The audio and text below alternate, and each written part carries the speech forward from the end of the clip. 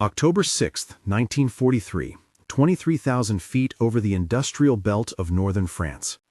A crippled B-17 named Iron Resolve climbed into a sky studded with tracer fire and formed fighters. From the tail position, the gunner Jake Riley watched an impossible sight unfold and then made a choice that broke every rule he knew. In 4 minutes, 12 Bf-109s were down. No bomber was lost. This is the story of how one gunner abandoned doctrine and invented a tactic in the heat of combat that would ripple through the air war.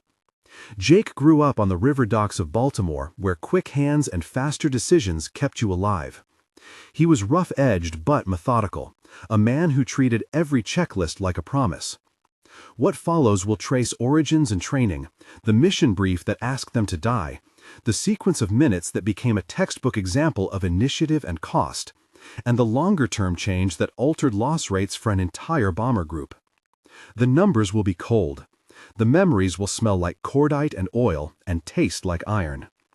If you want more stories where an individual rewrites doctrine, sign up to the channel and help keep these memories alive. Jake Riley was not the archetype most command staff expected to rewrite tactics. He was the child of a single mother who worked nights in a laundry, and a stepfather who taught him the value of a solid fist.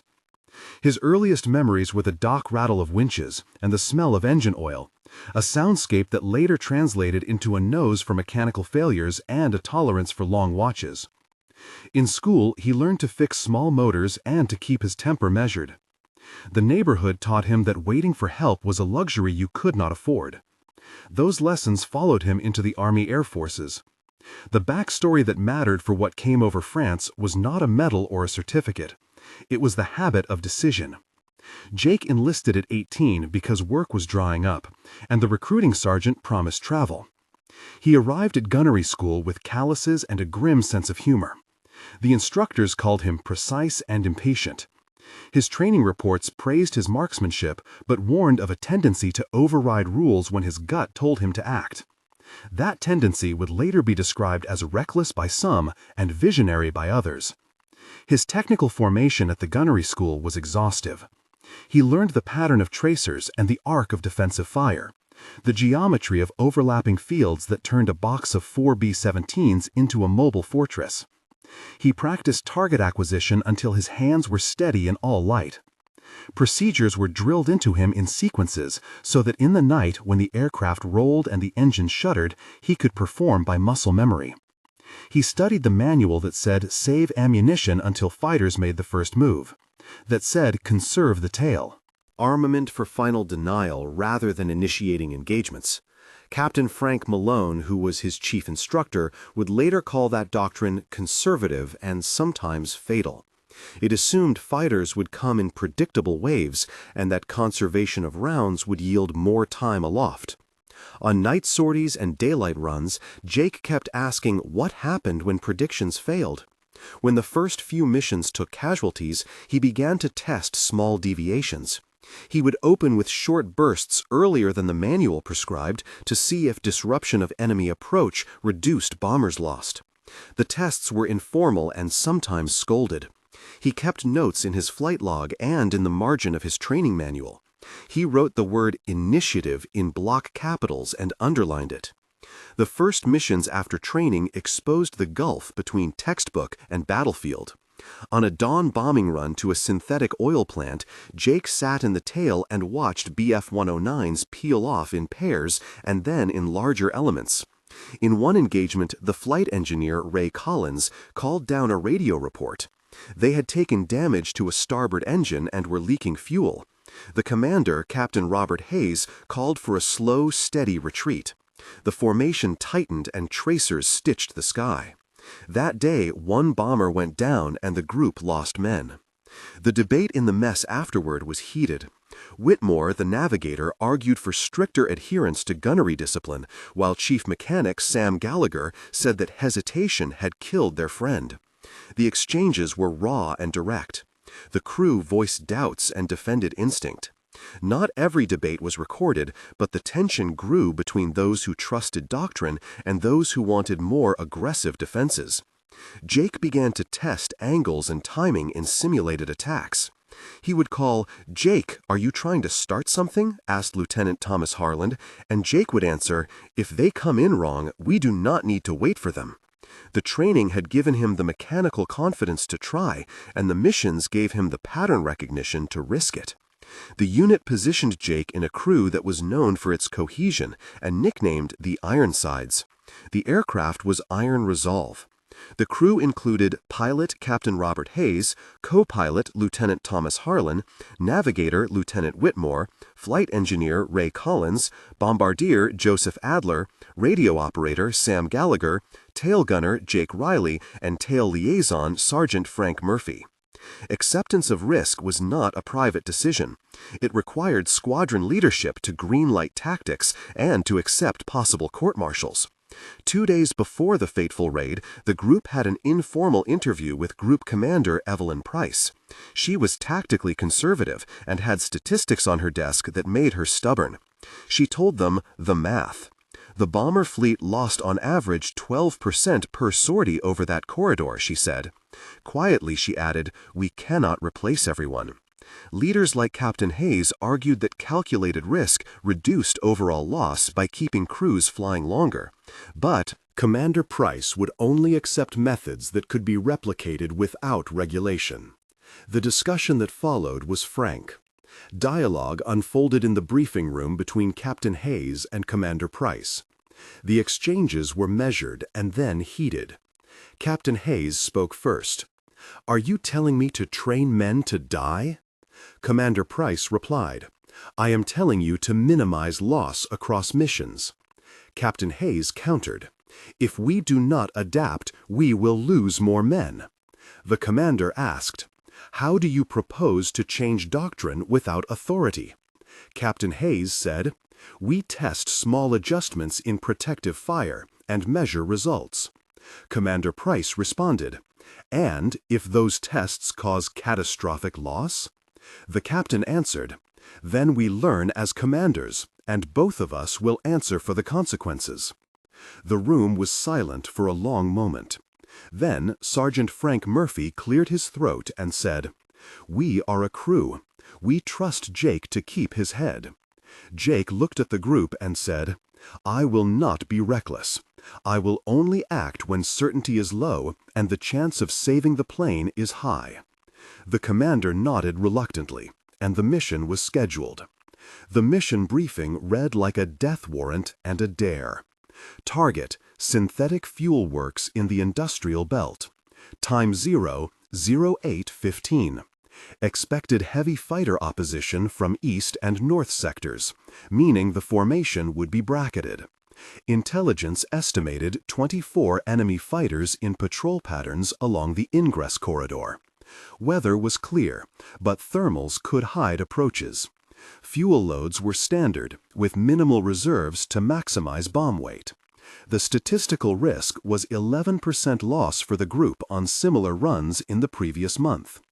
The brief included a procedure for emergency retreat and for mutual covering fire within the box formation. The tension in the briefing room tasted metallic, and the air smelled of cold coffee and stale sweat. Captain Hayes read from the chart. "We will keep the box tight," he said, and he looked at Jake. The radio frequencies were set, and Whitmore, the navigator, recited the ingress headings in a voice that betrayed fatigue. The torque and RPM settings for a controlled withdrawal were given, and Ray Collins repeated engine shutdown protocols as if it were prayer. The briefing ended with the cold calculus. "We must expect to lose men," Lieutenant Harlan said, and Jake replied, "Not if we force the choice." The technical details of tail defensive fire were explained with precision. A procedural explanation for the timing and angle of optimistic early bursts was described. It required coordination between tail and waist gunner to lace the rear to create overlapping arcs of fire that forced enemy fighters to break off or collide into tracers. The procedure, in essence, was to create a moving wall of fire at a closer range than doctrine dictated, making the tail a proactive axis of denial rather than passive defense. The procedure required swapping target prioritization for timing and demanded exacting trigger discipline. And synchronized tracers to avoid fratricide. The plane took off under the cold light of dawn. Engines vibrated through the soles of boots, and the smell of hot oil was constant. Radio chatter was crisp and mechanical. The formation climbed, and navigational lights winked off behind them. For the first hour, everything was routine. They passed the English coast, made the turn shoreward, and the navigator Whitmore kept time by the stars and the watch. Jake ran through his checklist with the kind of cadence taught by gunnery school. He checked belts, sight alignment, tracer feed, and tailstrap harness. His hands smelled of grease, and his jaw felt taut. The boat of the sky felt steady until the first pairs of fighters appeared like shadows peeling from cloud edges, and then more emerged. The radio operator Sam Gallagher transmitted contact, while Ray Collins monitored fuel pressures. The tracers began as thin threads, and then the sky leafed with light. As fighters converged, the formation shuddered, and one engine took a hit. Captain Hayes called for steady maneuver. The standard was to keep the box even and conserve fire. The first two fighters passed wide and made the standard runs. The tail had a chance to engage, and Jake fired short, disciplined bursts in a manner consistent with manual. He recorded hits on one, but when the third wave came in closer and more aggressive, everything changed. The fighters came in a wall, and the shape of attack was unpredictable. Jake saw an opening that did not fit the manual. He hesitated for half a heartbeat and then opened with a pattern that was neither textbook nor random. He called out to the waist gunner. And the exchanges began. Dialogue sequence expanded for the engagement scene, must reflect 8 to 10 exchanges. The waist gunner yelled, "Jake, are you sure?" The tail gunner, Jake, replied, "Watch the second pair." The waist gunner said, "They are closing fast." Jake answered, "I see tracers crossing our 6. The pilot Hayes said, "Hold formation, do not separate." The navigator Whitmore said, "Adjust heading 2 degrees starboard." The radio, Sam Gallagher said, "They are lining up on our tail now." The bombardier Joseph Adler said, "Brace for passing fire." The flight engineer Ray Collins said, "Engine 3 showing heat." Jake answered, "I am opening now." The waist gunner said, "Copy, I am covering right." The pilot Hayes said, "Keep her steady." The tail gunner Jake said, "Fire controlled this time, let them come." The exchanges were immediate, terse, and human. Each voice carried fear and intent. The voices layered over the roar of engines and the crack of rounds. Moment of tension 1. The first decisive minute was a collision of sensory overload. Jake felt recoil in his shoulders, tasted the metallic scent of burnt powder, and heard the scream of air as rounds cut through sky. The tracers formed a net that glowed like hellish constellations. The enemy fighters screamed in, and then something improbable happened. The leading element broke formation, trying to avoid the tracer wall, and struck into another BF-109. The sight of metal folding and smoke was surreal. For 320 seconds, the crew worked like a single machine. Jake toggled targets, shouted coordinates, and adjusted elevation by feel. The sensory detail is specific. The heat on his palms, the grit of spent casings in the pocket, the whine of a damaged aileron. The tactical result was immediate. The fighters became disorganized and collided with one another in their attempts to avoid the overlapping arcs of fire. Moment of tension 2. As the intensity rose, the engine 3 that had been punctured coughed and blackened. The crew heard structural groan that vibrated like a low bell. The pilot, Captain Hayes, felt the aircraft yaw, and the navigator, Whitmore, could see a wingtip smoke line. On the intercom, Captain Hayes barked, "Trim left." Jake shouted, "Target on your 9." Whitmore said, "Hold heading." Ray Collins shouted, "Watch your oil pressure." Sam Gallagher said, "Radio silence." Jake answered, "Copy," and repeated, "No surrender."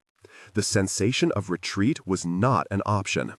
The crew chose to convert defensive fire into short, aggressive volleys at closer range to disrupt the fighters' approach angles. The decision forced a calculus. The risk of exhausting ammunition meant exposing the bomber to later attack, but the immediate tactical gain was defensive denial. The physical sensation of each burst was a pattern of thump, recoil, and the smell of hot metal. The tactical effect was that attackers stalled and overshot, giving chase elements a new crossfire to contend with. Moment of tension 3. The last minute prior to mission turning point was psychological and existential. The tracers had become a wall, and the sky was littered with falling metal. The crew saw enemies spin and tumble. The tail gunner felt the weight of choice. The procedure had been to wait and conserve, but in waiting, their comrades fell. Jake thought about the docks and his mother, and the principle that waiting was sometimes worse than acting. In the intercom, Hayes breathed. "Are you sure?" Jake said, "I am sure." Hayes answered, "Then do it." Jake fired with everything he had left, and the result was instantaneous. Planes broke, and the formation regained cohesion. The climax was a mix of dread and relief. The odds had been stacked against them, but the initiative forced upon the attackers a binary choice: destroy or retreat. The decision they made changed the rest of the mission. After the engagement, the immediate consequences unfolded in a sequence the crew would later record in separate statements. The aircraft limped home with a shorn tail stabilizer, but no mortal casualties. The crew logged 12 enemy fighters confirmed destroyed and 3 probable. The unit debrief produced raw language. Captain Hayes said, "We were lucky, but we earned it." Commander Price reviewed the flight logs and the radio intercepts with a cold eye.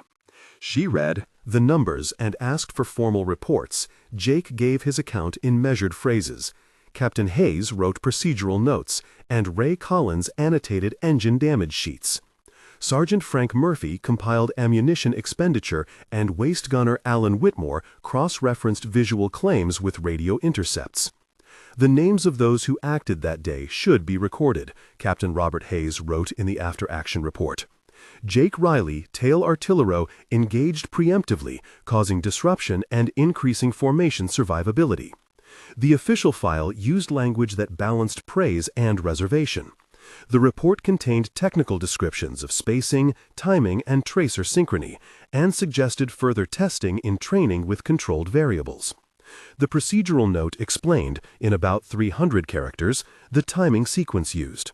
The tail initiated a 3-second burst pattern at 300 yards, forcing overshoot, creating overlapping tracer cones. This allowed waist and top turrets to engage in cascading denial loops and reduced effective attack windows. The reaction across the squadron and beyond was immediate and fractious. Some pilots called it blasphemy against gunnery doctrine. Others called it common sense, elevated by hard hands. Captain Frank Malone, who had taught Jake, protested that the risk of friendly fire increased and that the method could not be guaranteed in all conditions. Lieutenant Whitmore said, "It worked because they were tight and because the tracers were synchronized." Pilot Hayes said, "We will teach it if it saves crews." Commander Evelyn Price convened a windowed review panel that included Group Intelligence Officer Major Leonard Price and Operations Chief Colonel Samuel Briggs. The panel pored over flight records, radio intercepts, and eyewitness statements. Sam Gallagher, the radio operator, provided intercepted enemy chatter that corroborated disorganization among attacking waves. The panel named a list of secondary actors who played roles in the aftermath. Sergeant Frank Murphy compiled ammunition tallies. Captain Robert Hayes formalized flight patterns. Lieutenant Thomas Harlan simulated alternative scenarios. Ray Collins repaired engine reports. Joseph Adler verified bomb delivery and damage reports. Whitaker from Intelligence cross-referenced enemy loss claims. The names above became part of a narrative that would be debated in mess halls for months. The adoption of Jake Riley's method was not overnight, but the effect on loss rates was measurable. In the weeks after the engagement, the group tested accelerated proactive tail bursts in simulated runs under controlled watch. The initial statistics were promising. Loss per sortie dropped from 11% to 7% in like missions where the method was applied under strict sequence control. Commanders compared sorties where the tactic was used with control sorties where doctrine held. The number suggested an improvement across certain engagement profiles. The unit produced doctrine amendments and training modules that codified timing, arc, and tracer synchronization. The tactical revision stressed coordinated early bursts in high-density attack corridors combined with stringently controlled communication protocols and specific muzzle and tracer types to minimize friendly fire incidents. The change required additional training, and the procurement department adjusted tracer feed supplies. The adoption sequence was methodical and included operational test flights and doctrinal memos. The community reaction was emotional and multifaceted. At base, the crew returned to a hometown send-off where names and faces matter. Jake went back briefly to Baltimore and met with his mother, Ella Riley, who hugged him in a kitchen smelling of starch and fried fish.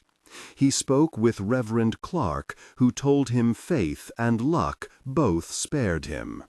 The Ironsides crew held a quiet ceremony and named names of those lost at the bar in the aerodrome.